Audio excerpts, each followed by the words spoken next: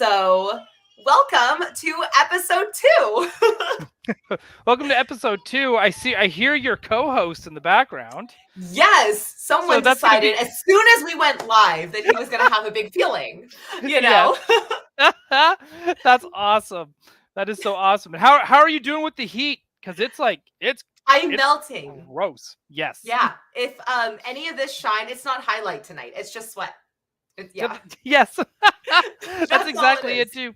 I don't even have any lights going on. It's just the beaming and reflecting of screens and my male grossness. That's all this is. I know. I'm at the point where I might even not wear my glasses tonight because it's just sweat is just collecting on the bridge of my nose and I feel disgusting. So there he is. So we'll see.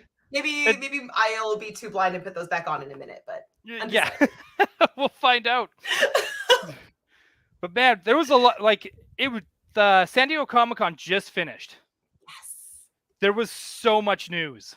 There was a lot. Most of it was Marvel, it felt like. But there was still a lot. There was a lot. I would say it's kind of funny. The comic book news gets lost in the live action movie shuffle. Yes. Absolutely. And which is ironic.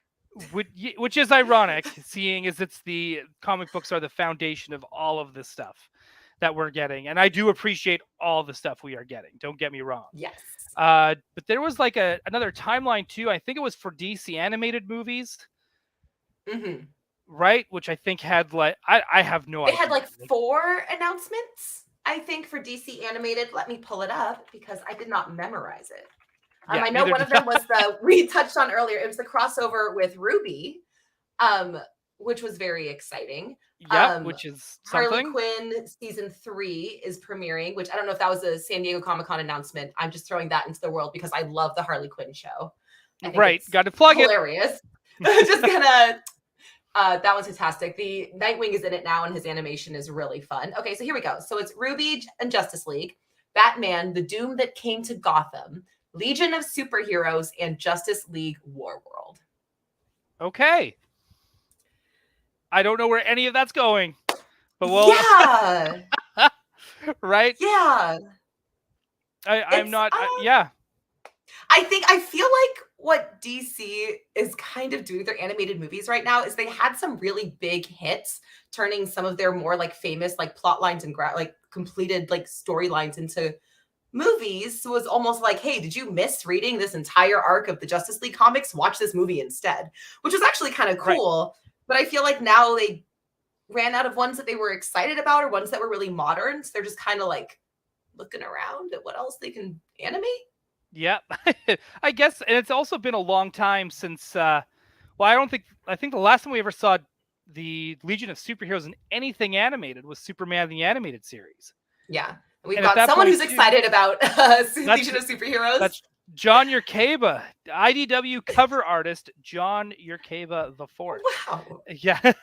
And, he's excited. It's Legion of Superheroes is something I always tried to get into, could never fully get into, but I've always appreciated, especially with the older, the old stuff with Superboy and the Legion of Superheroes. Yeah. Right. Anytime it's Superboy, I'm always down. But it's and that makes you kind of wonder, because we don't know, because they announced these titles, but as far as I've seen, and I saw some concept art, I think, for the Ruby Justice League one. I don't know if it was concept art or final art.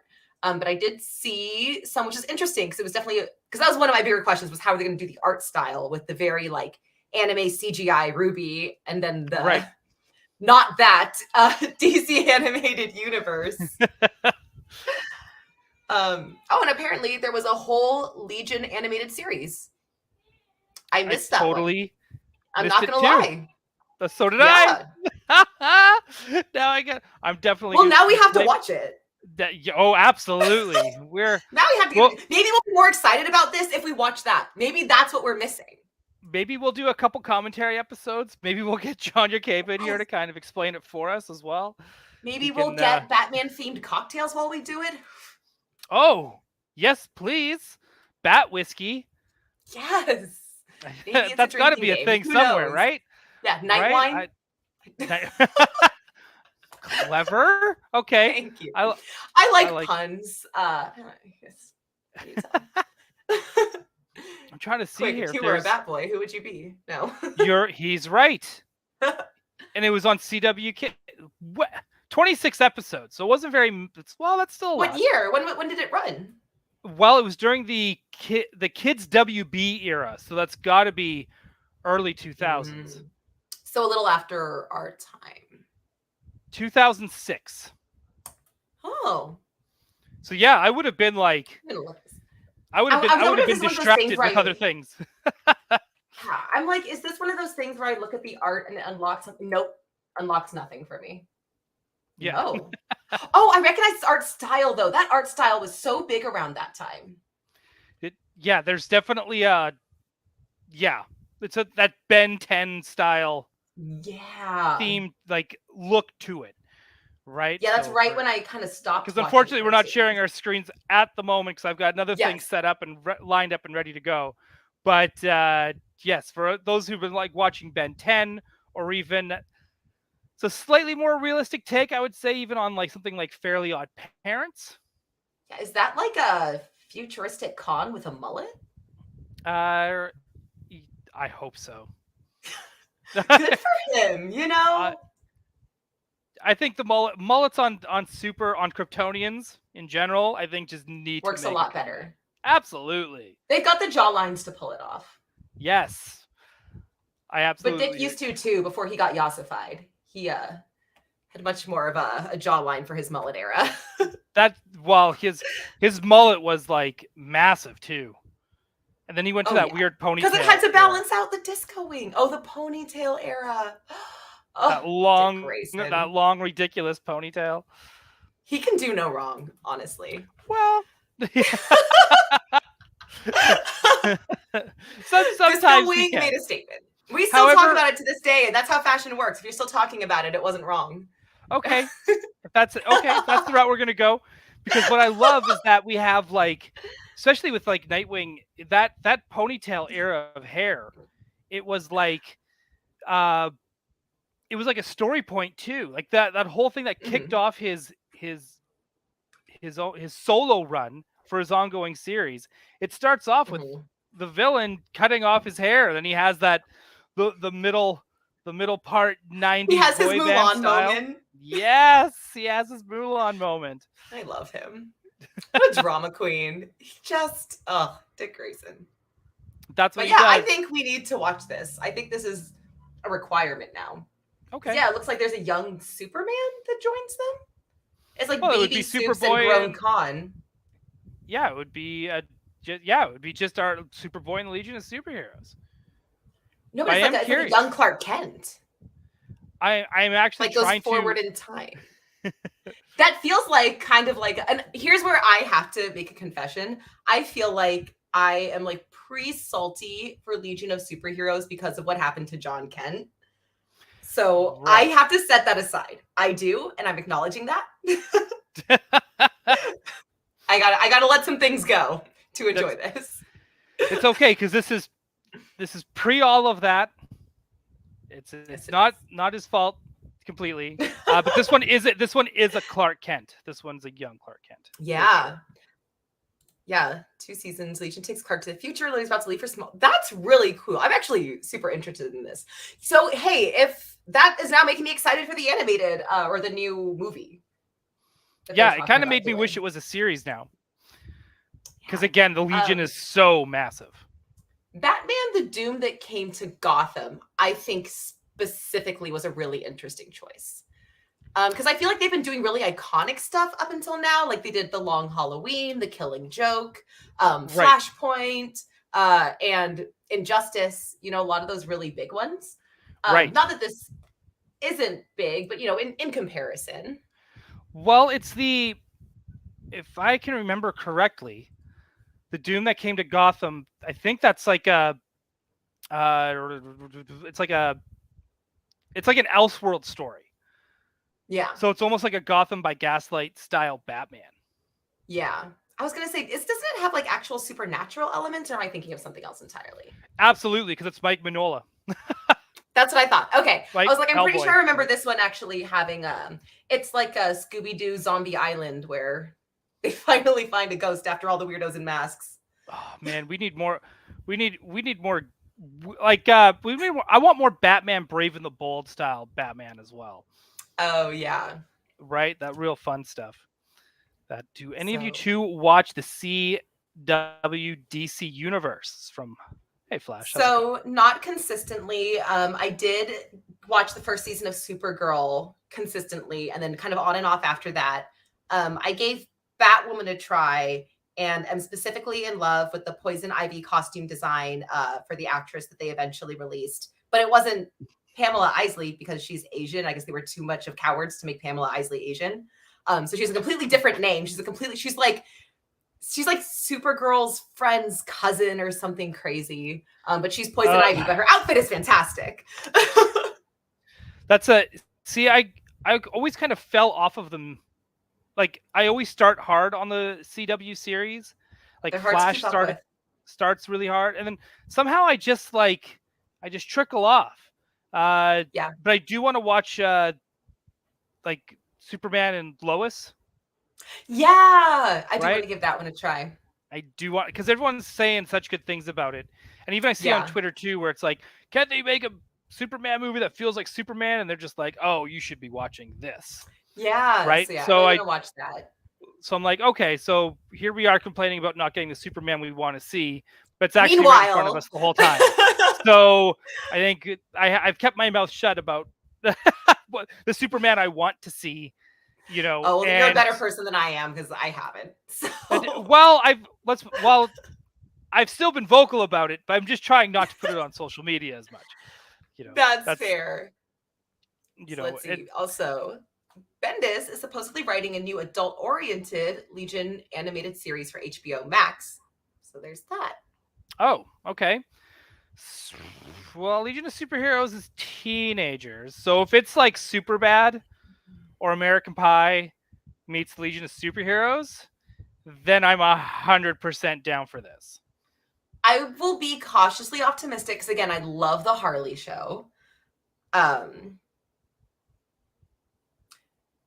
I am just interested specifically because, and I do not want to misquote Mr. Bendis here, but from what I remember was that when there was some criticism about the choice to age up John Kent as dramatically as he was, Bendis made a tweet or a comment saying, like, you know, it was very aggressive toward his critics, talking about, well, if like, why would you want a teenager? Like, if you want to watch someone do chores and do homework for 5 years, then be boring, basically.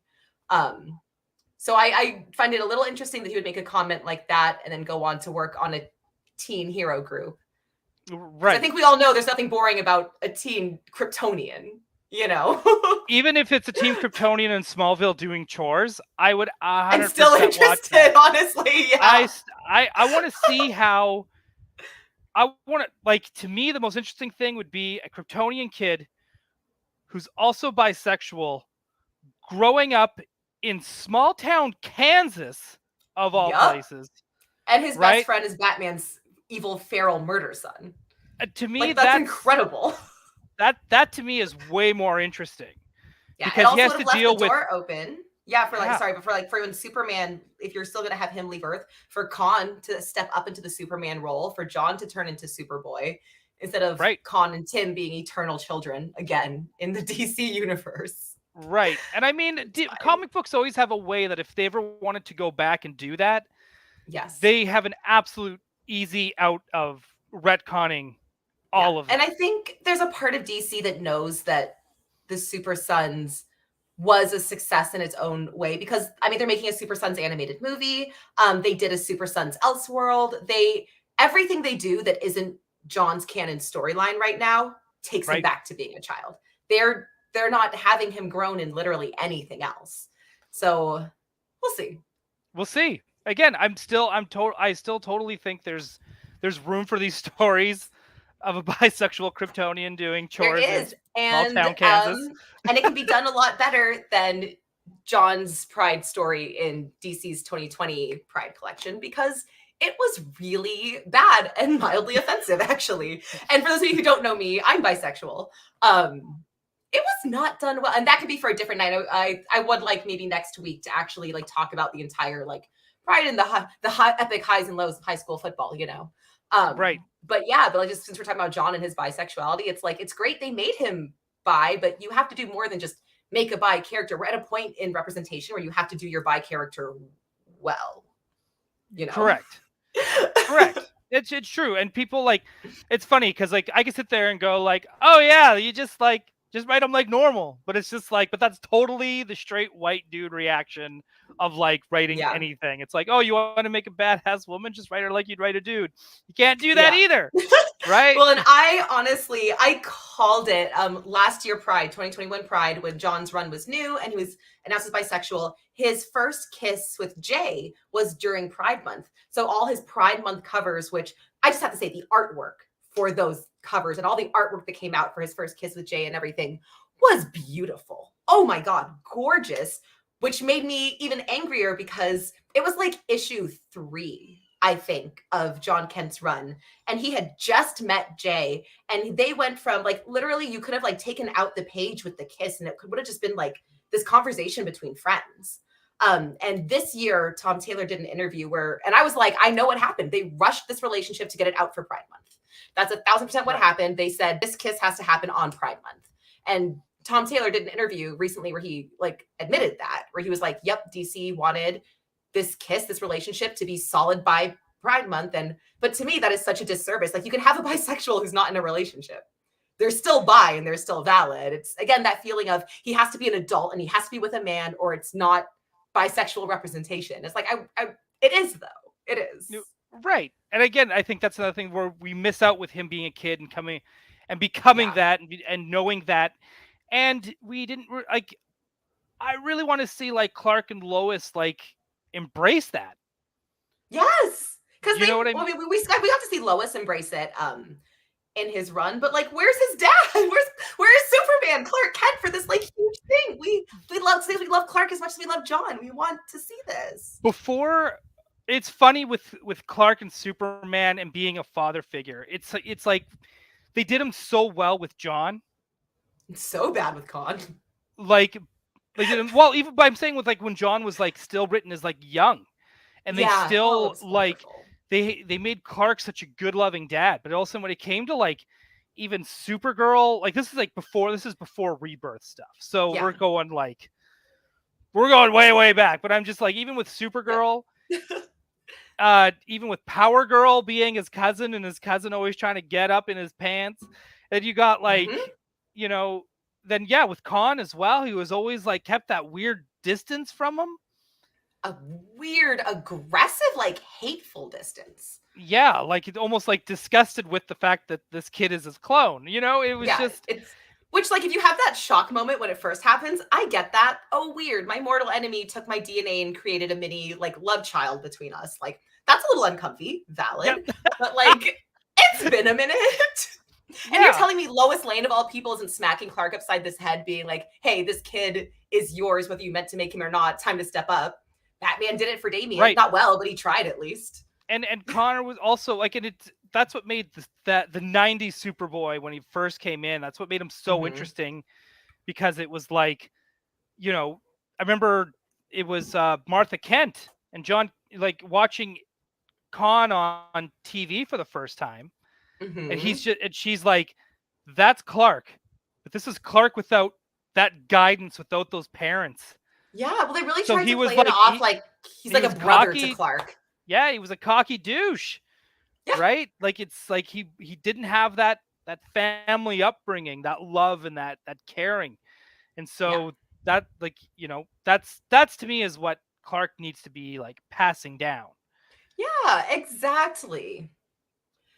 So I will say for this, I completely agree, but the John Kent Pride issue, it wasn't Tom Taylor, it was someone else who actually is a female writer who identifies as bisexual, but she has done a lot of other, like quite frankly with some of the stuff she's said and done in the past, I'm a little confused as to why she's still writing for DC across the board, and I will stand by that.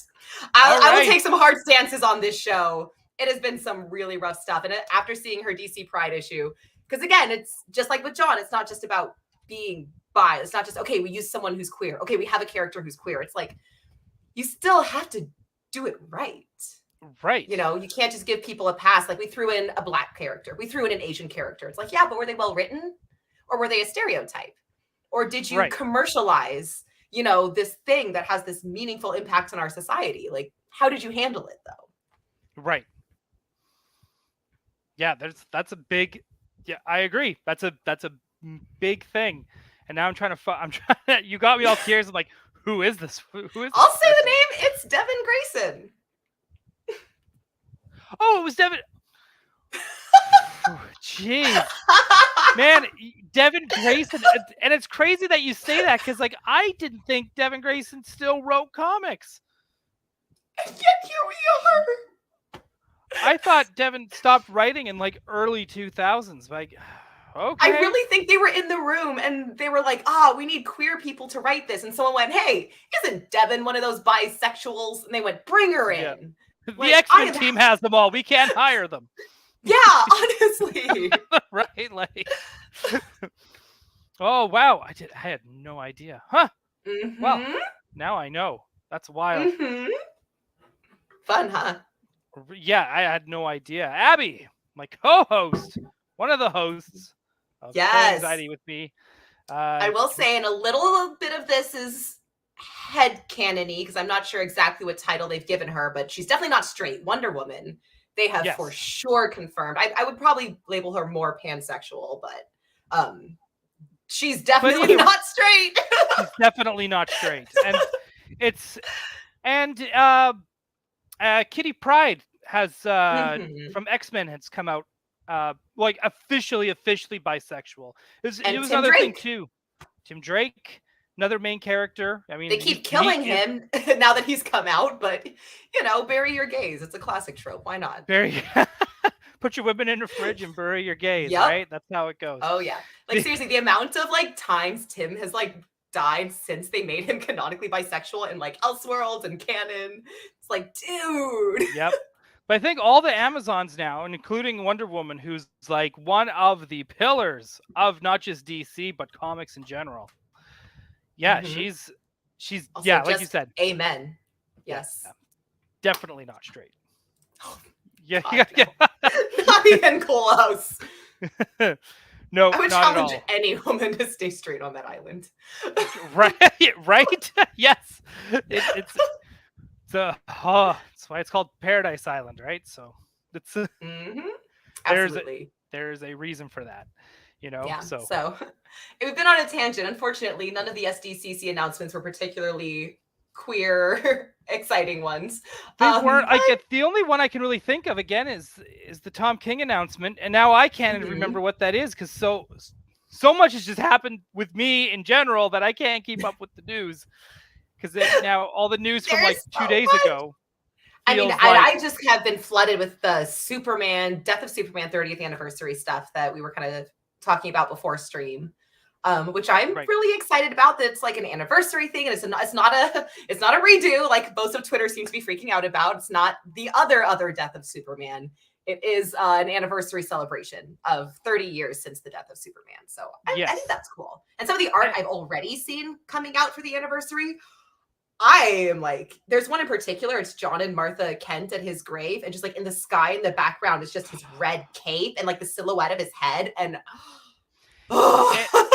anytime it's like the Martha and John stuff when it came to like with Funeral for a Friend, like to me that was like one of the biggest things that hit. Like I remember just reading it as a teenager and just being like, "Jeez, man, when did comics get so heavy?" Like even when it's like you're reading X-Men back then, you're dealing with heavy stuff. It didn't hit so hard because it was like, you know, his parents had to have their own funeral with just themselves at the farm and a shoebox, while the world mourned Superman.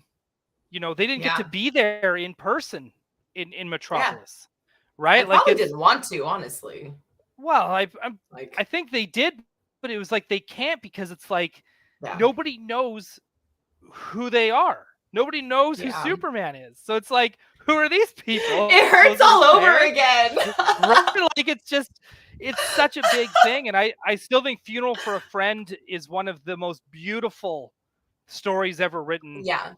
Because I have to find, there's some stories that they're bringing out new for the anniversary that are similar to that. And I hope they're bringing back Steel.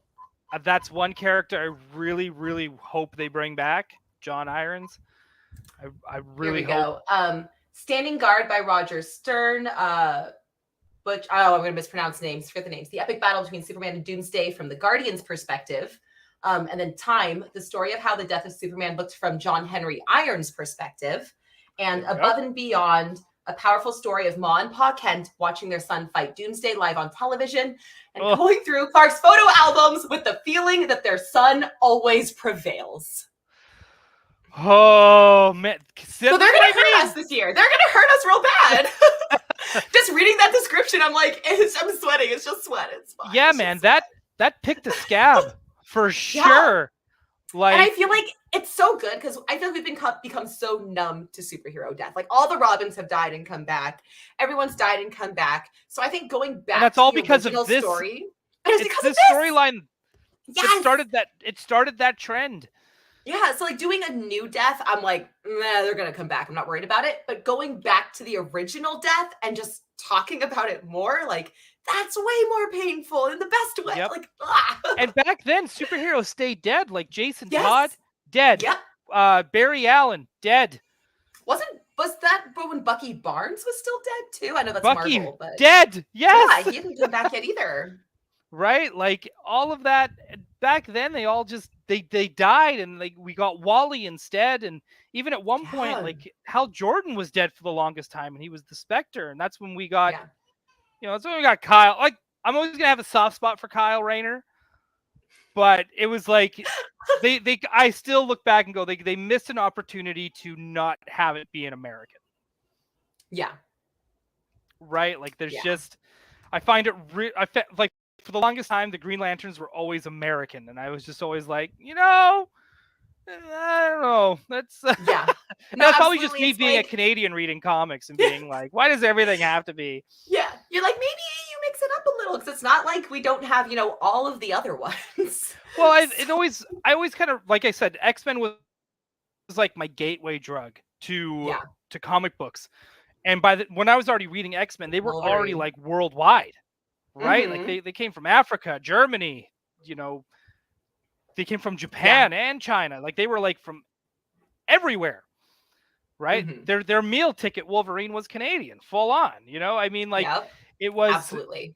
And I always kind of wanted that for I did always want that for Justice League, but more so the Green Lantern Corps, because it was just kind of like, why do we have all these Green Lanterns? Why are they all dudes? Why are they all Americans? Like, it's just Green Lantern just recently, I mean, it was in New 52 where I think they did their first female one, and it was like was it the twins? I think they did the twins. They did the one that was Muslim, and he was not American as well. So I mean, it's funny too how it's like comic books are always pushing to evolve into being more inclusive. They always have, right? And they've always been known to tackle things that most media outlets or forms of entertainment won't touch, right? Outside of maybe Star Trek, right? And absolutely, comics always kind of push that. So it's like, I always find it so funny. Like, at that time, DC was like, let's do Earth 2 Superman. He's going to be black. Let's do Green Lantern. He's going to be Muslim. We're going to do, all these like, we're going to shuffle things up. We're going to make things more inclusive. I mean, Kate Kane has been a lesbian for how long? Yeah. Like, again. And that's New 52 as well, I believe. Right. And so, comics always kind of push that. So I always kind of found it so weird that people still kind of get mad about it when comics do it. Cause it's like, this is what comics do, man. Like, the first gay marriage in media is, yeah, absolutely. Right? Like, So that's always the kind of stuff I want. And you know what? I want to stay on this fans getting mad. I know. Let's get into it. Snyderverse. Let's talk about Snyderverse. we touched on it a little bit last week. And oh yeah, here we go. Okay, so really quick, that is I thought she was a lesbian pre-52, but it was still pretty recent. But that's awesome, yeah. Yeah. Because she had some older stuff with her beautiful detective wife, who I love. Greg Rucka, also amazing writer, lives down in Portland, so he's not too far from us. Hey, I love that. There you go. Yeah, there's a whole like conglomerate of comic book writers and artists that live in Portland. So it's or at least Pacific Northwest. We got a hive of them. There's just so many nerds here. There's just so many. It's introverts, like yep. It's the rain. It keeps us inside. It's true. Right. I would go out, but it's raining. Sorry. but yes, but back to Jim Lee. It was you know, in Snyderverse, like the writing's been on the wall for a while. There hasn't been an announcement of a new Superman movie. We know Ben Affleck. Henry Cavill did not come to any of the SDCC panels. Right. And DC. I do want to get into that as well. And I have a weird feeling Marvel fans are starting to do that to themselves for D23, which I want to get into. But we've got like the writing has been on the wall for a while where it's like, yep, Gal Gadot has signed on for Wonder Woman 3. However, those were never like she was casted by Snyder. I don't think Snyder was ever a producer or anything on those movies. I don't think so either. Right. So he's got like the only thing he's really had a say in was kind of the casting, which I will always give the guy credit for. He's always nailed, except for maybe the Flash. But besides that, everyone else he's like nailed. Yeah. And we've kind of seen it now where it's like James Wan is kind of like taking Aquaman and he's kind of now starting to do his own thing. It's steering away from what all of that Snyder Vision stuff is. Flash, not sure if it's happening or not. If it's going to get released, is it going to get shelved? Are they recasting it, refilming it? We don't know. Yeah, that one is stuff. I think they don't know either, to be honest. and you know, I kind of like it's, you know, I'll admit it. We're all going to see it for Keaton anyways. So I don't know what they're going to do, but that seemed like a big reset button to begin with anyways. With them doing Flashpoint. Like I said, Ben Affleck quitting and Henry Cavill kind of feeling out of the loop. Anytime he gets asked, he's like, oh, I'll come back. You know, if you guys want me back, Superman, I'll do it. But then we get these faceless Superman cameos and, you know, in Peacemaker and we get another faceless one in Shazam. Yeah. So the writing has always been on the wall that they've been steering away from this. And this weekend, let me do some screen sharing. Someone went and asked him straight up, like, hey, what are the plans? Like, we know you kind of work on this stuff and you're part of it. So let's listen to the clip. Let's get into it. Would be drawing boards for those, or if they've asked you, or if they would ask you, would you? You know what's amazing is that we spent 2 years in lockdown, and here we are back at a convention, celebrating the art form, feeling good. You know, I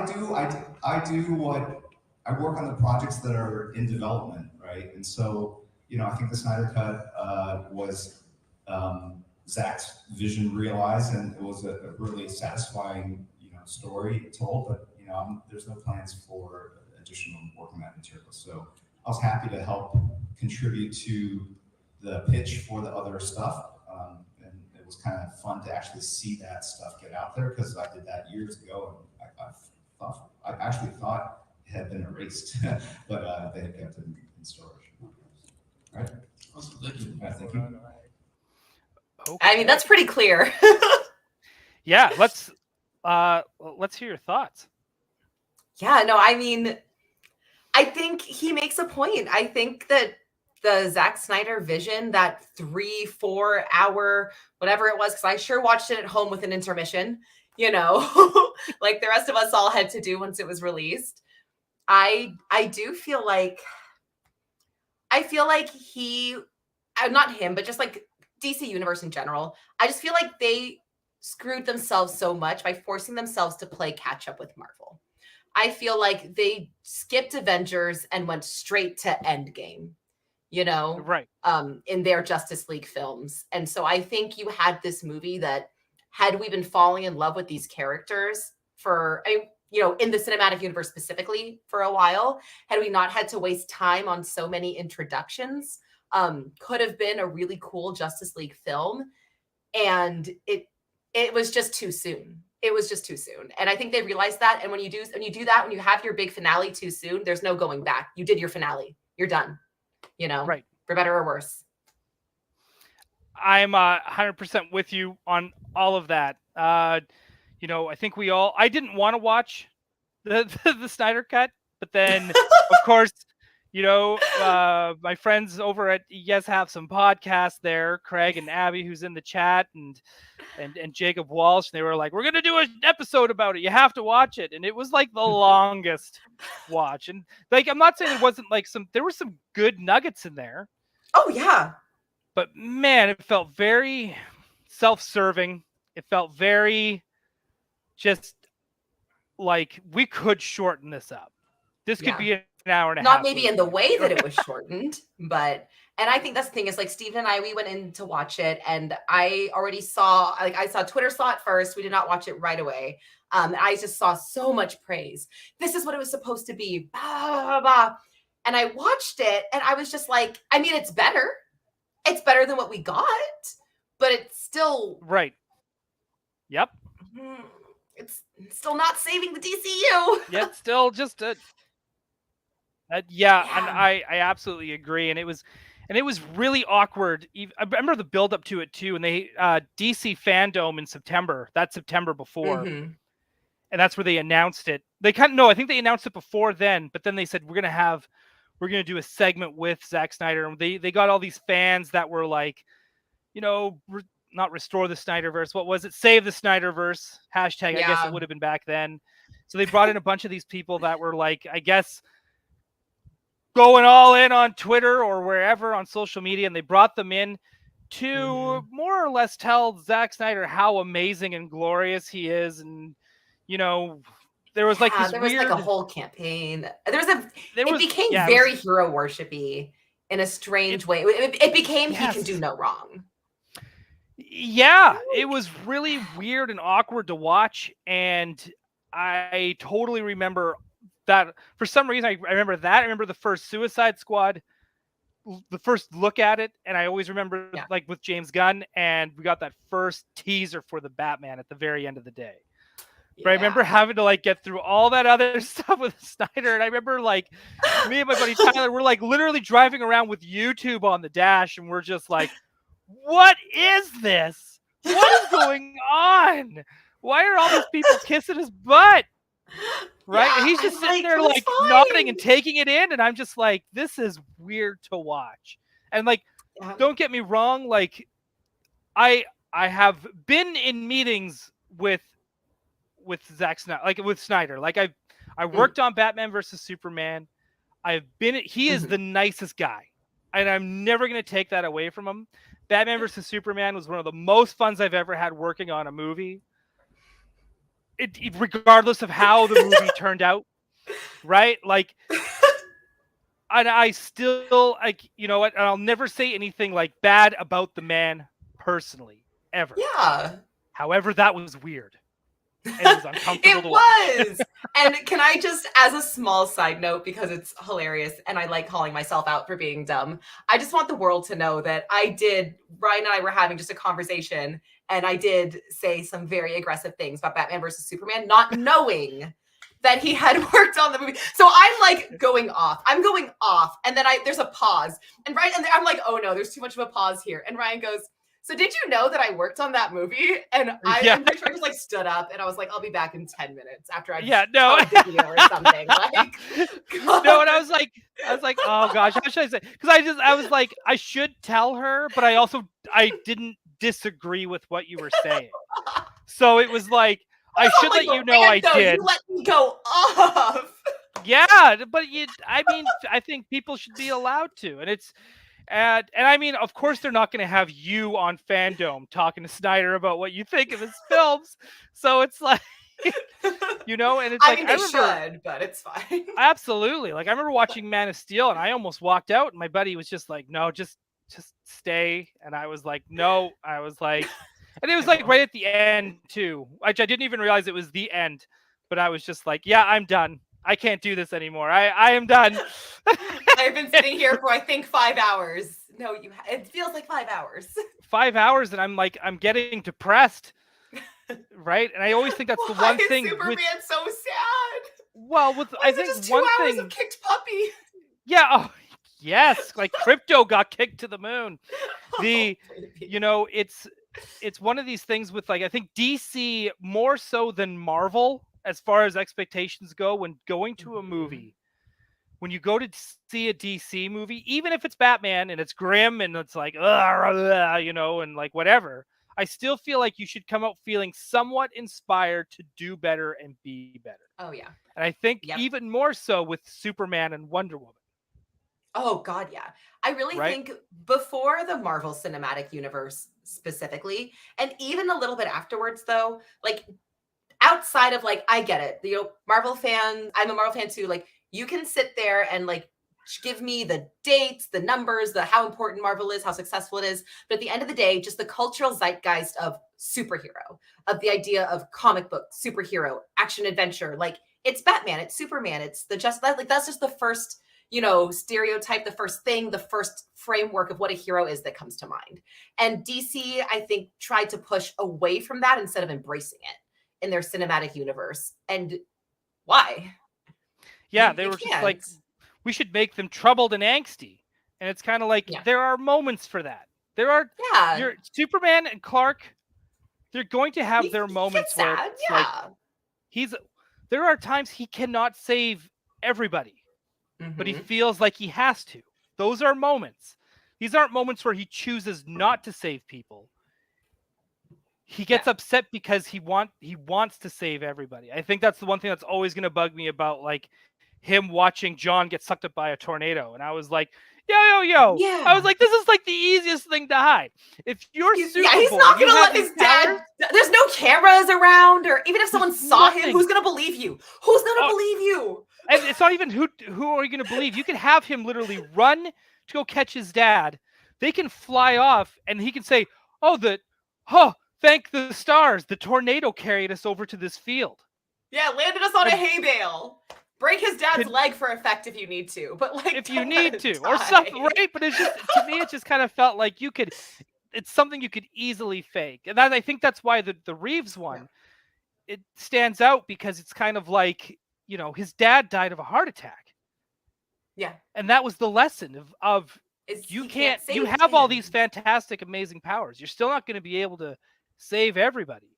Mm-hmm. And that's where the angst comes from, right? Like it's right. Okay, I want to go to Thunderhouse Design. Yes. I want to go to his comment. I just think the answer for DC is individual artist visions. Gunn, Suicide Squad, and Peacemaker are great and don't need an expanded universe to work. Same with the Batman. I mean, that's where their comics succeed the most, is when they're not fighting so hard to have, like we said last week, you know, when there's not so much homework involved in trying to follow one story. Correct, right? And I think, you know, and John's in the office. He's just like, and he's not wrong either. I mean, like, I think there are certain ones, like a Justice League, I think is really impactful and important, but not. And I like that not everything has to be connected. Like you can have like your Justice League crossovers, and then maybe everyone else kind of chills. Right, and I'm with John with the idea, like I agree with both people. Like I still think the Batman could be its own thing because it seems to be building its own universe. Yeah, and same with the Suicide Squad. The Gunverse seems to be doing its own thing as well. That seems to be outside of its own realm, and Wonder Woman might be doing the same. But I'm also with John if the idea if they want to, let's say they hit that hard reset with Flashpoint, and we get a new Flash, and they decide, you know, let's bring in Pattinson, let's bring in Gal Gadot, let's bring back Cavill, you know, whatever, and they just, as long as everyone has like a balance, I mean, that's where Justice League has to work. And I mean, but when I go off to go watch Superman, I shouldn't feel like I'm watching a Batman movie. Yes, God, please. right? And I just like turn up the saturation for me. Just crank it up a little. Let those blues and reds shine. Come on. Please. Yes, and his pearly whites, when he goes and saves his the cat. blue eyes. And I think that's the other thing too that I missed out of this, that the Snyderverse was missing, that to me, Pattinson nailed, was you see him saving people. Yes, and being a detective. And being a detective. Also something Batman doesn't do as much as she should. Yeah, absolutely. And I think that's I think this was in both versions of Justice Leagues, where it's like Batman's kind of telling the Flash, just save one. And that's, again, to me, that's a moment I like. Right? You've got this Flash. He's not used to being a superhero. He doesn't really know what to do, even though he's got this really cool costume. Yeah. That he already made. I don't get it. Doesn't matter. I'm not going to get into that. That's an episode. Again, rushing the origin stories. Stories. Right? We didn't get a chance to appreciate the Flash evolving into that. But it was kind of like, again, he was just like, save that one person. That's the closest we got. But it wasn't even Superman. It's just, God, see? These movies, that's the problem when Snyderverse comes up. Right? Because it covered so many things. It put its hand in so many pies. You're going to end up with so many opinions. Yeah, I love the Batman, but I'm ready for another fun Batman, like Batman Forever. Okay. Anyone with me? You know what? That's go ahead. Consider, because we talked about it last week, the Batman sequel, but it has Dick Grayson. So now it's I'm so excited my camera can't keep up. So now it's kind of fun. I'm with you too. I got a feeling it could still evolve into something like that. But even, let's say they still go that darker route, and it's still like, my worst fear is that they're going to make Dick into Damian. He's just going to be really angry and just ultra angsty. Or like a Red Hood, like old Jason in a tiny Dick Grayson body. Yes. So it's like that's my worst fear. So far, Reeves has not let us down. Matt Reeves has not let us down. So I'm not gonna, because his movie feels like he actually read the comics. Correct. And so with and I agree. I'm totally with you, BMM 1984, because that's the kind of Batman I want to see in Justice League. Yeah. Is that fun Batman. And I love Batman Forever. Batman Forever before the Batman was my favorite Batman movie. Like, hands down. Just because it was like, I don't know. It felt like, how to put it? I used to call it dark neon. Because everything was still dark and in the shadows. But even still, like, in the alleys, things were still blacklit with a black light. There was still, like, neon signs. But everything around the neon signs was pitch black. So like, even when you saw the Riddler's hideout where he was living, or even at the boss fight site, where it had the box and everything, that's all like neon and green neon streams coming down from the sky of brain waves, which is wild to me, right? Which is still like such a Silver Age thing to do. And, but everything still around it was like super dark. Mm-hmm. And to me, it's like, I loved that mix, and I would love to have that again. Batman and Robin kind of took it a little too far, but we're gonna do a whole other episode on Batman and Robin, because Batman and Robin? A whole hour on Batman and Robin. I could easily do a full hour on Batman and Robin. Hands down. Right. Easy peasy. Done. Right? Done. I get to drink for that one. Absolutely, dude. We're all gonna need to, because there's gonna be me crying and defending and understanding, and then it's just gonna be everyone else being like, Ryan, you're wrong. It's a terrible movie. We disagree. Yeah. Right. I'll give it another chance. I haven't watched it in a very long time, so I will give it another rewatch with an open mind before then, but no promises. Right. That's exactly it too. It was trying to be the opposite, but Marvel Studios succeeded because they embraced what was like their on-screen Captain America did so well because they embraced what was corny about him. They didn't try and fight it. They modernized it, but they embraced it. They even did like the more serious side of Cap. Like they did that perfect blend of his corniness and that seriousness too, where he's you know, everyone always kind of like, oh, he's just a government bootlicker because he wears the flag. But he's actually, he's always been written as the opposite. Exactly. Right? Like, it's just, so, I mean, because he questions it. He fights for what's right, even though it's, you know, it might not be the popular opinion, or it might be the, you know, trust me, like, I think Captain America still is like one of these characters we need a consistent amount of stuff with. Same with X-Men. Yeah. And same with Superman. I think these are characters that need to be in the forefront, especially during these times when it feels like not just American politics, but world politics seem really, really, really bleak. Yeah. And because when that comes up and we see all these videos online, we're watching airport freakouts, and we're watching people fight on planes. We're watching the rise of the, you know, of white supremacy coming back. And can we talk about Superman smashes the Klan? Oh, absolutely. That should be the movie. But that's what I mean. Like, it's just like, that should be the movie 100%. And I mean, like, when I say we should come back from these movies inspired and wanting to be better, it's just like, comic books are always, if they're not being full out political, they're at least being socially political. Yes, absolutely. They always say something. Right. And I think comic books are not necessarily, they're not like, when Kevin Smith used to say, how can I write Superman? I can't write for Jesus. And I was like, dude, it's not about Jesus. It's about, but it's not, that's the point of him is that he isn't. Yeah, it's about good morals, about wanting to be a good person and trying your best to be that. And I think Captain America, X-Men, Wonder Woman, Superman, they all very much embody that. Not to take away anything from Batman, and, you know, or the rest of the DC or Marvel universe, but it's like those particular characters were created specifically to inspire us and to motivate us. And I think that's why. Absolutely. Right. And that's the kind of stuff I want to see. Me too. No, for sure. I just let Superman be. It's fine. I'm fine. Okay, so now with Superman Smashes the Klan, have you ever have you listened to the original radio play? No, I have not. Okay, so there is a podcast. You can get it on, I don't know if it's on Spotify. It has to be. But if you go and just even on your iTunes, there's like Superman Radio, and it's all the old serials from the 30s. Bold of you to assume I have iTunes, but continue. I'm just saying in general, you should be able to find them on YouTube. Wherever you find a source of entertainment that is audio, you will be able to listen to this. And you can listen to all these like these original crossovers. You got to remember, like the Batman or the Superman radio series, that's where Jimmy Olsen came from.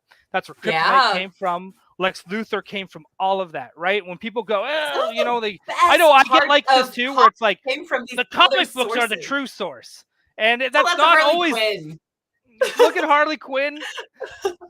Yeah, right. Look at most of the Superman mythos. Like, this all comes from other media, and it's not always just the comics. And you know, so go check it out. Like, and it's great because they kept all the old ads from there as well. So they have the old cereal ads for like Pip cereal, making your morning great with PIP Pip.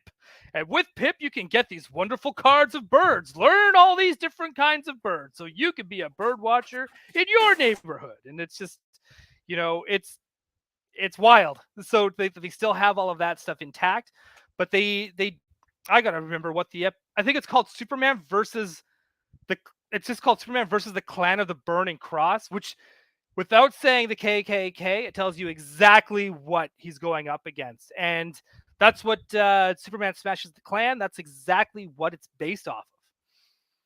And it's great. It is great. And they actually have like radio plays where Batman and Superman go team up to go save Robin.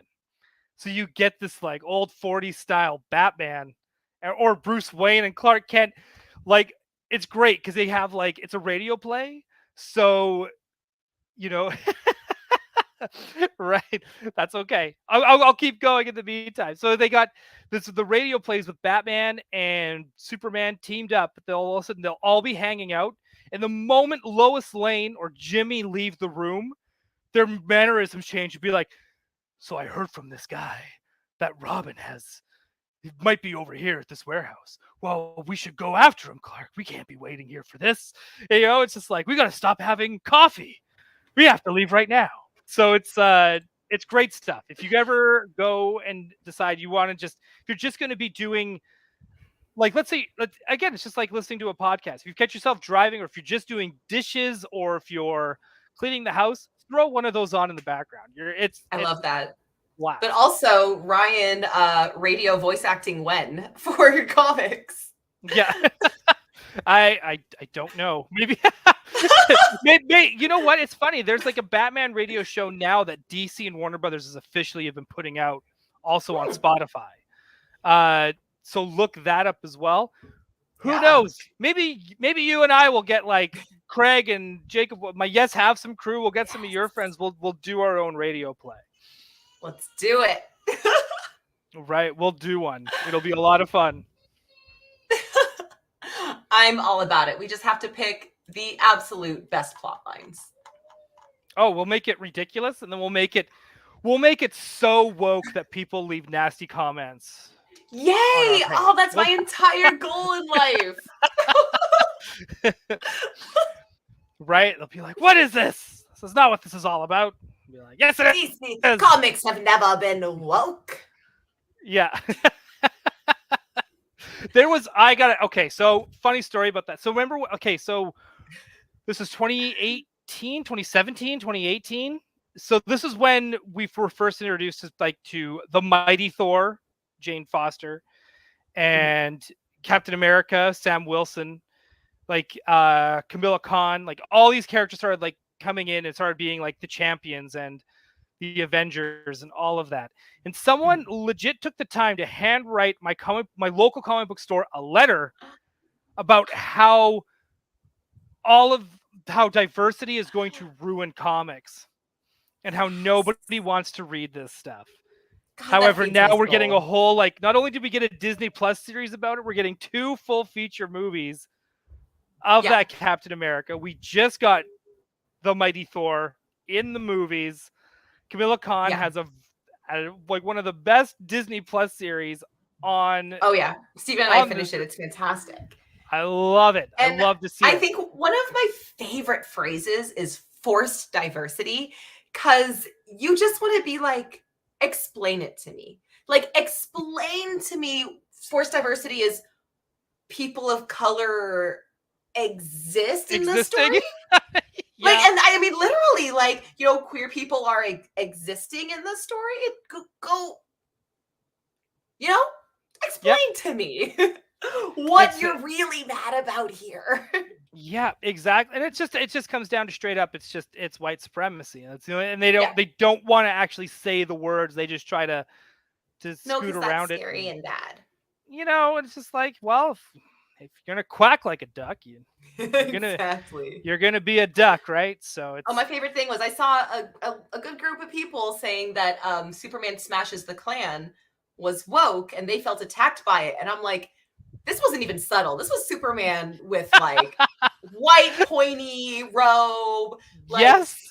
KKK. If you feel personally attacked by Superman smashes the Klan, I don't know what to tell you, man, if the shoe fits. Absolutely. I think, to me, I would love it if, to me, my whole dream scenario of them doing a John Henry Irons Steel movie. I know they did a Shaq one way back when, but if they went back to that character, whether it's him or his daughter, because his daughter was Steel at one point as well, I would love to see that character also as beat up tiki torch carrying, Nazi flag waving, pointed hooded. How satisfying! Idiots. Yeah, it would be absolutely satisfying because he carries a sledgehammer. The dude carries a sledgehammer. I would love nothing more than that, right? Yeah. So again, yes, I think Superman versus the Klan. I hope they do. I kind of wish they kind of touched on it. They almost hinted they were going to touch on that in Falcon Winter Soldier. Oh yeah. Right? Marvel again, they just kind of teetered on it. They have recently done something which I think is a bit of a disservice to the MCU, where they have, and I won't say any spoilers because it is a newer movie, but I think it happened to Thor: Love and Thunder as well, where Marvel has this box that it needs all of its movies to fit in now. And I think, especially if you bring in a creator like Taika Waititi, who has a very specific style and vision, and you put his vision and you put it in the Marvel box, it's two flavors that don't necessarily, two good flavors that don't necessarily make a good combination. Right. And I feel like that's a lot of the feedback I'm seeing about that movie in general, where the people are just like, yeah, I loved it, but you know, it's not Ragnarok. And I was like, well, Ragnarok, he was under that Marvel thumb, right? Like, where it's like, you still have to kind of do what we're telling you to do. You just come in, you direct, right? This one here we even knew when we were working on it, this one's got more of his flavor. But even like near the end, Marvel was just like, yeah, we're just going to take over the editing from here. And it kind of just shows. And you can feel it. Yeah. Right. So it's, you know, they kind of have that where it's like, you've made your bits. Now we're just going to take it. We're going to edit it our ways. It's so wild. Like, they did a thing on, I think it was GQ, where they were like pointing out like scenes where it's like, how did that make it in the cut? That's me literally breaking character. And then they cut it. And he's just like, well, didn't you edit it? And he's all like, ha, ha, ha, right? Like, he can't say nothing. Yeah. It's so funny. And I'm just like, oh, there it is. Put a spotlight on it. And they did. Yeah. And it's funny. That seemed to be the whole catalyst too, where Marvel's getting a lot of like pushback from the VFX industry. Because they literally they literally put a spotlight on, hey, you know, these, I don't even see these changes. A lot of times I don't know what they're putting in until, like, the directors don't know what they're putting in until they see the movie as well. Right. Yeah. So it's wild. It's wild. But again, yep. No, Taika Waititi's like, he's one of those creators where, like, again, you want to go in. He's done so much good stuff, especially just recently, Our Flag Means Death, What We Do in the Shadows, just everything he touches. So you want to get excited, and you go in and you're just like, Marvel and Taika Waititi just both tried to do their own thing, and something came out. Yep. It's like peanut butter and mint. Yeah. Because I mean, it's like, why are you going to hire Taika? He has such a distinct style and such a distinct vision for everything he does. Like, don't hire him if you're not going to let him do his thing. Honestly. Right. It only works when he gets to do it all the way through. Abby brings up an amazing point. Oh, yeah. Surprisingly. Yeah. He's crushing it in anti-racism. Peacemaker. Sorry, to be clear, not surprising that you brought it up. Surprisingly that is doing it so powerfully. Yes. It's again, though, I think that just comes down to like James Gunn. And like, to be honest, if I was going to, the whole James Gunn side of DC, like, I love the Suicide Squad, everything with the Ratcatcher 2. Yeah. Idris Elba's. Oh gosh, why am I blanking on his character's name? John's going to correct me in like 5 seconds. It's okay, because it's both of us right now. Right. I'm blaming Polka Dot Man. Honestly. Right. And he's the first one to really truly nail Harley Quinn. Right. Oh my gosh, yeah. All of that was there, and all of a sudden, so when Peacemaker comes out, and it's John Cena of all people, it's John Cena. He's not being John Cena, but John Cena's still hamming it up. And Vigilante, the way they wrote Vigilante for this show as well, where he takes these. This is what I love what James Gunn does. He takes characters that kind of suck in the comics, like Guardians of the Galaxy. Yeah. Guardians of the Galaxy before James Gunn, or maybe like not before. I would say 90s Guardians of the Galaxy. It's hard to read. The stuff about maybe about a couple years, 2 years before the movie came out. Us being shamed consistently. Yes. I just thought I just put them all back to back there. Right. And so that's why it's great to have the chat, man. The chat will always help you out. And I love that James Gunn's able to take these characters that usually no one kind of doesn't care about, nobody knows about, so he has this free reign because nobody's attached to him, and he can make Guardians of the Galaxy and make those movies very fresh, new, and special. And I feel like he's done that with characters like Peacemaker, Vigilante, Ratcatcher 2, Polka Dot Man. He's again, yeah, and like Bloodsport, and he's able to take characters we already love and cherish, like Harley Quinn, and Rick Flag, and be like, from the comics, and be like, oh, he's this. I feel this, and yeah, she's right. Like with Peacemaker, like that was so layered, like his stuff with his dad being a white supremacist, and like I feel like, I don't know, DC almost like looks at things like Peacemaker and says like, do whatever you want. We don't think this is gonna be like, they underestimate what these shows can be, because a lot of these executives are not comic fans. They're like, I've never heard of Peacemaker, therefore no one's gonna care, therefore do whatever you want. But it ends up being because you then gave that creator that freedom, Yep. That's where they're succeeding. Sometimes we need that, right? And again, I think James Gunn has mentioned it, because everyone said, like, because his movies do have so much heart, people are already like, are you going to do a Batman? Are you going to do Superman? Any of those big, and he's already like, nah, I got no interest in that. And that's, I'm completely fine with it, because he's already talking about, or at least he's hinting. This could be taking a shot of hopium, but it's like, I know he's just hinting that like he wants to do another character, and all signs are pointing to Harley Quinn. And I know James Gunn, if you're watching this, I know you're in Give town. us an MCU, or not MCU. Give us DCU Poison Ivy if you're going to keep giving us Harley. Like, please. Yes. Oh, please. Right. But James Gunn and John Cena are in Vancouver filming Peacemaker season 2 right now. If you guys are watching this, I know you're watching it. You have to be watching. There's no way you're not watching this. Please, you're more than welcome to come on the show at any point. Come on over. Yeah, come on over. Let's hang out. Right? Let's talk about all the heart that you put into everything you do, because because it does feel special. And again, one of my favorite characters is Vigilante, because he's somewhat like he's that character that's like, you should be offended by everything he does or says, but at the same time, it's coming from such a place of like, he's so naive, but his heart is there too. Like there's that whole scene where Vigilante gets himself arrested so he can beat the shit out of these white supremacists at the table is one of my favorite things I have ever seen. Again, it's that satisfying, right? That satisfying feeling of like these people that exist, and they march around proudly with their with their anti-Semitic flags, and they're all not gone. Oh yeah, they're not gone. Very present, and they're not even wearing hoods anymore. Like they're so open and proud of themselves about who they are, that it's like you want to see them get their faces punched in. So when we get like these shows that do that, it's just like it's like that first bite of a taco, it's like yeah, that's what I was thinking too. Yeah.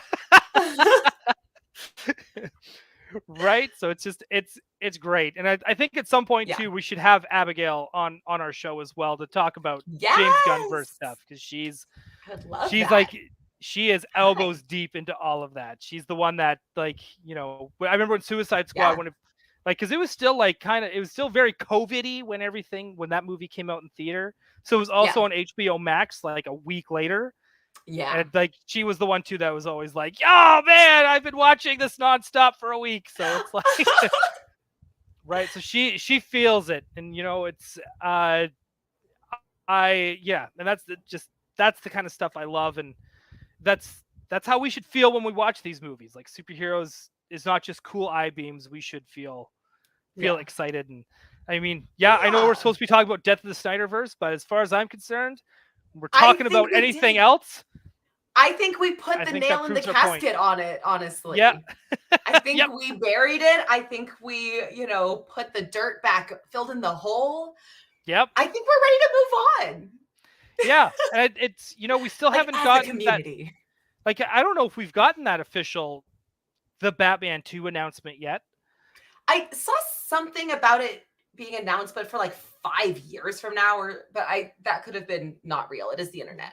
That could exactly, and I think that's I think that's one last thing I kind of wanted to bring up too, was like, and Marvel fans are starting to do this too, where someone will say on the internet, "Wouldn't it be cool if so and so showed up? Wouldn't it be cool if they announced this?" Henry Cavill at SDCC. or Deadpool 3 announcement, right? Like Mhm. there seems to be this thing where it's like this stuff could happen. What do we know? Like it very well could have happened or could happen at D23. We don't know. Yeah. But already it's like people are already kind of like this whole like, hey, wouldn't it be cool if it was this? Then somehow a news source picks it up of like the internet's talking about this, which then the Yep. internet takes now as like it's happening, right? Yep. Like it's got to be happening. Why would they be talking about this on comicbook.com, Right. of all things? If you know, They would never just write something for clickbait and views. Absolutely not, right? You can So tell clearly, they wouldn't because you don't pass 30 ads as you're scrolling through their article. For sure. correct. So That's why it's comicbooks.edu. yeah. Right, and it's wild to me that like how quickly all this stuff picks up into like, and then of course Cavill doesn't show up, and everyone goes, "Oh, he must have had COVID, so he probably couldn't go." It's just like they start like weirdly justifying things, and it's like it's really uncomfortable to read like online, and then people are already doing it like with that. like They would have just zoomed him in, right, and it's like, oh, he was never meant to be there. As much as I wish X-Men and X-Men didn't get announced, and Fantastic Four casting announcement did get announced. Where's Deadpool 3? You know, Shang-Chi 2, right? All this stuff is like, you know, they're like, where is it? D23. If it wasn't announced here, it's got to be for D23. Yeah. And I appreciate this context, John. Thank you. Yeah. Hang on. I'll read it out loud in 1 second. I'll read it out loud in 1 second, John. And then the, you know, that whole like D23 is going to announce something. But let's just keep our expectations at bay as fans. Let's not get let's again, you know how Star Wars fans can get wrapped up in their headcanon? It's the same thing where people get wrapped up in their own head rumor make-believe land. I don't know how else to put it. So it's just like just a fun reminder, just like we all do with Star Wars now. Let's all start doing it with Marvel and DC news. Let's just take it back. And let's just be patient. Let's see what happens. And if something you love doesn't get announced, even though I get mad every time they don't announce X-Men. I will admit it. I get mad every time an announcement is not X-Men. But it's just like, let's just keep our expectations at bay. Take a deep breath, relax. Don't forget to drink water and stay hydrated. You know, all of that's very important. But I want to get to John's comment. I think they were joking that it wouldn't take this long to get the Batman 2 out as it did the first time thanks to COVID delays. It was a real quote, but Twitter took it wrong, of course. Yeah. Yeah, makes total perfect sense. You know? Yeah. And I honestly cannot wait for the Batman 2. And that first announcement of like who the villains. You know what? We might not even like, because they're doing that Penguin series first on HBO Max. Mm-hmm. That might be the announcement for Batman 2, and we just don't even know. And again, here I am putting out speculation out there, and I'm going to end up turning it into rumor, and people are going to be like, "Oh, the Penguin series is going to announce it's going to announce Batman 2." Don't go that way, folks. I'm just saying, like, it could happen, it could not, but just enjoy whatever happens out of the Penguin series. Just enjoy it for what it is, right? Yeah. Like, let's love it. Let's have fun with it. You know, absolutely. I heard the effects weren't ready for his mustache, so he couldn't be ready for the Zoom. God, just deep fake yourself, Henry Cavill. Come on, right? And the legend. Oh yeah. Oh, as cool as that would be. As cool as that would be. Again, I give it 3 out of 5 Pinocchios. Sorry, that's really funny. But nothing will ever beat the Jonathan Taylor Thomas Pinocchio. Come on. Ever. You know, it's true. Yeah, that's me. That's 100% me. We have a group chat with John in it, and I always try to like just blurt it out. Be excited in the chat, but also let me grumble about the fact there's no X-Men. Because I'm just gotta have a group chat safe for that. That's what the group chats are for. Absolutely. So it's like, yes, be excited, go nuts. You know, John, like John is like total sweetheart. And it's so funny because it's like Black Panther 2 trailer drops, and I'm just like, okay, well, I guess Neymar's pretty cool. But then John takes a selfie of himself crying in front of his laptop, and it's just like, oh, Black Panther! And it's just like, it's like you and I saw two different trailers. Right? We're both excited. We're like, and I'll never fully ever admit in that chat that I'm excited for anything not X-Men.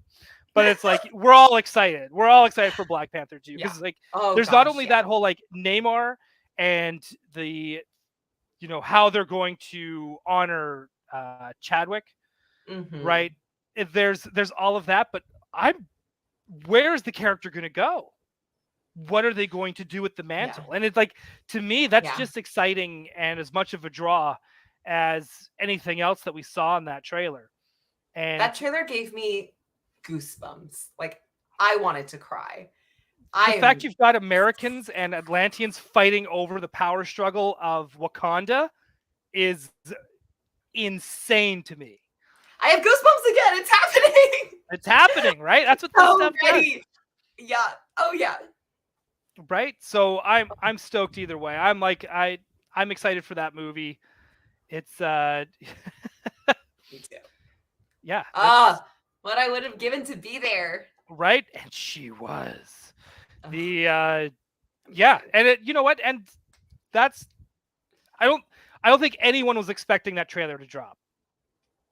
At least not like to the extent, because it wasn't just like a teaser. It was a trailer. Like in the last time we got like a new trailer of something, where was Multiverse of Madness? That was at the end of Far From Home. Yeah. Not Far From Home. No Way Home. So they didn't have like an after credits sequence, so they just kind of threw in the Doctor Strange trailer. That was that first look. So again, we weren't expecting like a full-on trailer for Black Panther. Yeah. Right? They got that first look. It's beautiful. Of Guardians of the Galaxy Volume 3. Right? They got all that announcements. Here's the next phases, which has me like, as a VFX professional, has me like, oh God, please stop. Please, I'm already dead. Stop. You're like, oh, there's where my future is going. Okay, cool. Next phase of Ryan's life. Yeah. Well, hopefully not. Hopefully there are other movies out there. I'm really trying to push my workplace to be like, come on, let's just get some of that Pattinson. Let's get some of that Ghostbusters. Let's get some of that going. Right? So only Marvel. Only Marvel for the rest of your days. But never X-Men. Right. You know what? I'll be so pissed off of that. If that's the way it goes, where I put in all this time working on Marvel movies, and then they finally are bidding on X-Men and we don't get it, I will be like, that's it. I think I would pack up all my stuff, move back to the farm, and just farm. I would just start farming. That's it. That's it. I would Clark Kent Kingdom. That's my Kingdom Come moment. Yep. That's my Kingdom Come moment where Clark goes back to be a farmer. That would be it. Gosh. I mean, no exit for Joel. I'm done. We have gone 20 minutes past our hour mark. Okay. Well, then I'm going to give, because I did put it in the description. I don't want to book something and then not tell people we're going to do it. So I just want to do one.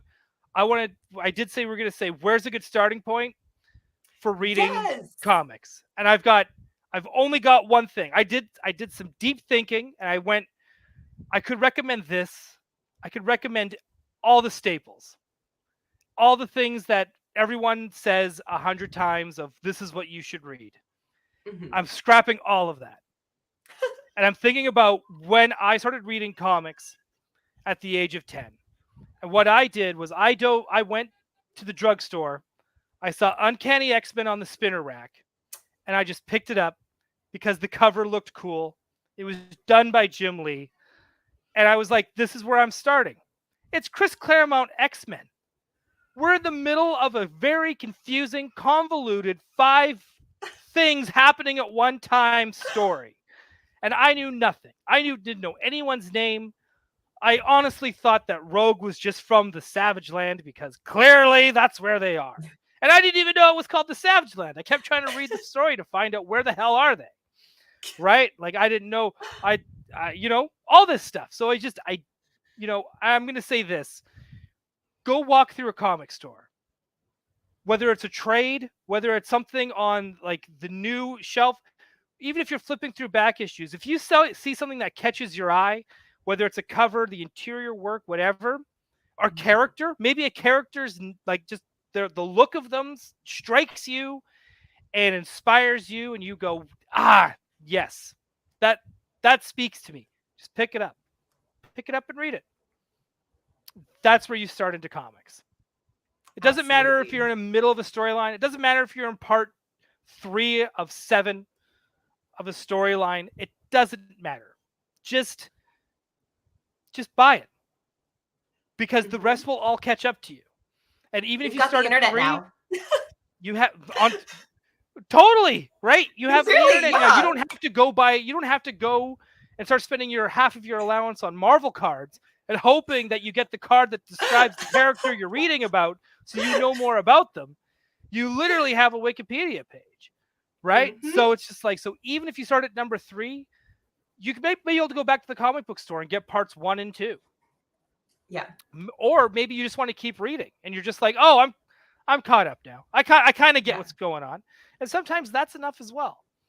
So that is my advice for starting to read comics. Pick up what speaks to you. I love that. I go a little crazy if I pick up something in the middle. So mine is going to be different, but it was going to be similar. Right. No, but it's going to be similar. So here's for just if your brain works more like mine than Ryan's, because everyone's got a different brain space. And if you picked up a comic and it was in the middle of a story, you didn't know what was going on, and you would want to rip your own eyeballs out because you're like me. But sincerely, I was going to say like something similar. It was like, it depends on what you like. Because honestly, if my first ever comic had been a Batman one, I'm not sure I would have gotten into comics as a kid, because it's so grim dark.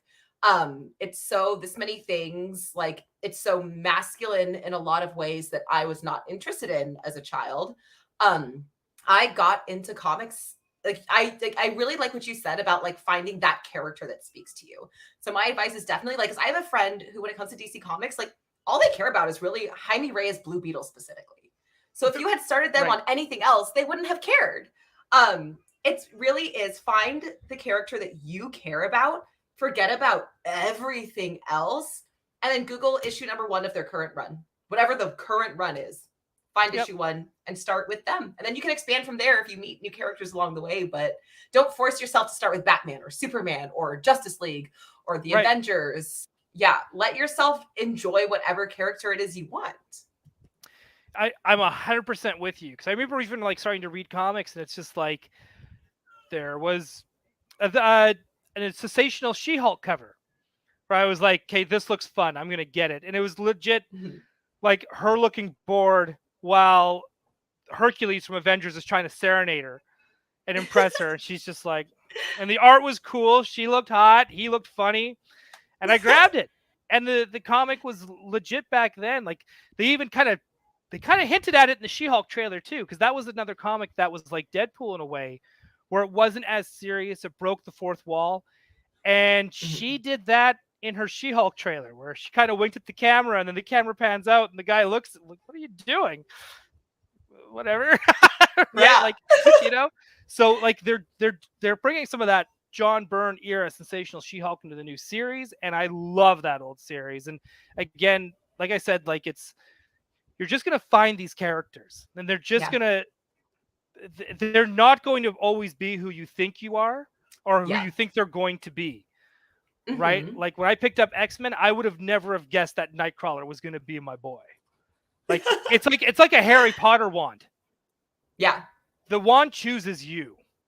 Exactly. And I would also say a big one again for me, like as someone who gets confused with you go in a thing and you're reading Nightwing, and then it says this was explained in, Superman number 57. And this was explained in Superman and Lois number 27. And then because Batman and Robin, and then Robin are 3 different runs going at the same time as well. Do not force yourself to go into the numbered issues. If you just want to grab an omnibus, if you want to grab, again, Kingdom Come, The Long Halloween, these complete stories, like I personally started on the complete stories, on just like the complete graphic novels, and then got so in love with the characters that I fought through my frustration to read the serialized issues. But there's still issues today where I see a storyline that looks cool and I go, I'm going to wait till they cancel it and binge the whole thing. I still do that sometimes. 100%. And here's the crazy thing. This is something I think a lot of fans should learn early on, and I think if a lot of these, I'm going to go bring it back to Snyder for one hot second. If these fans were reading comics from the first place, they would realize that sometimes your favorite run is going to get canceled early. And sometimes your favorite artist and writer are going to leave that book and go on to do another one. And that's just how things go. Right? I'm still mourning Super Sons to this day. I still mourn Excalibur from 1998. I still mourn that book, right? Because again, like even though those issues end, and they could, like I said, they could go back to young John and young Damian stories, absolutely. But it's like, so there always is that feeling of you can't go home again, because already so much has happened in between that time, and times have changed. Maybe not so much. I think maybe now if they decided to go, hey, we're gonna do a thing where it's like the Legion takes everything back, and now all of a sudden we get young John again, which to me would be insane because of what's his boyfriend's name again? Jay. Because could you like? And I think again it would, if you made John young again, I think you'd have those Jay fans that are just gonna be like, now you've retconned that. Yeah. Because he would still be old, right? Or whatever. Oh, yeah. Or he would never have been born. Yeah. Who knows? Comic logic. Right? Yes. So again, it could be comic logic. That's true too. You know, or they could just do Elseworld stories. I don't know. I just want to see young John hanging out at the farm, lifting 30 bales in one hand and feeding cows. I want to watch him and Damian become a better Superman and Batman than their dads were. Yep. And I say that with love to the originals, you know? Right. But imagine a Superman and Batman who grew up their fighting style together, who grew up with all their strategies together, who trust each other, who are like basically, family best friends. Mm-hmm. Because it's different. It's different than the Superman Batman we have now, but in a way that's still fun and wholesome and exciting. And we kind of lost that. Yeah.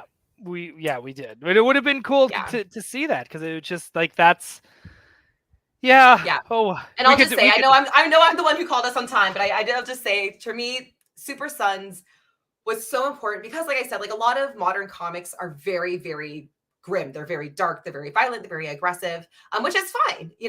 Comics have really become in a lot of ways more for adults than children nowadays. But there is a part of me that misses when comics were aimed a little more at a younger audience. And Super Sons doesn't revert all the way back. It is not for children. Like the villains they fight, the things they go through, like their first encounter is like very bloody. Like this dude like kills his own family. It's still, but the energy of it feels more of like that old energy of like reading comics as a kid. So it's that really good combination. If you got this mature storyline you can enjoy as an adult, but then you have these characters with this youthful superhero fun to them and it was really the only run that I felt like was really nailing that feeling. And then it was gone. It's that youthful energy that the book has. Yeah. I think that's it was so good. Yeah, I love that too. And you know what? I'll give this guy just give me a Chris Nolan Killing Joke. Sure. As long as they don't do what the animated version did. Oh. Even though I honestly think, like straight up, I'm not saying it just to butt heads with this guy either. I do think Killing Joke is one of the most overrated Batman stories like ever. Like I am just not into it. And I've tried like where I'm just like reading it and just being like, this is not for me. And that's okay. It could be for other people. And if other people want to enjoy it and love it, that's fine. Go for it. But I can honestly say Killing Joke, take it or leave it. Right. Yeah. And I get, it's about the Joker though. Sure. Yeah. Again. And maybe that's why it doesn't resonate with me. I just don't, I'm just not, I don't like to sympathize and side with the villains. I love to hate it makes Joker sympathetic.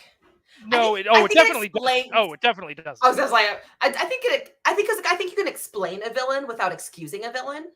Correct. I think Joker is fun when he's explained, but he doesn't have to be excused. No, for sure. No. Especially not Killing Joke Joker. Especially not Killing Joke. No, and especially not animated Killing Joke Joker. Right, and I think I wish we had that kind of more and more Batman villains too, where it was just, you know, like let's just see these people. Like, sure, they can all have a villain origin story. We might be able to sympathize with maybe their whatever brought them to being who they are. But at the end of the day, it's just like these people are bad people. They are not good. Right. And, you know, I don't mind hating my villains. It's like pro wrestling. I want to hate the bad guys. And there's nothing wrong with wanting to hate the bad guys. Not all the bad guys need to be cool. I just want to touch on this comment super quick from Abby. I think it glorifies and celebrates brutality towards women, because I think that is such an important part of the Killing Joke.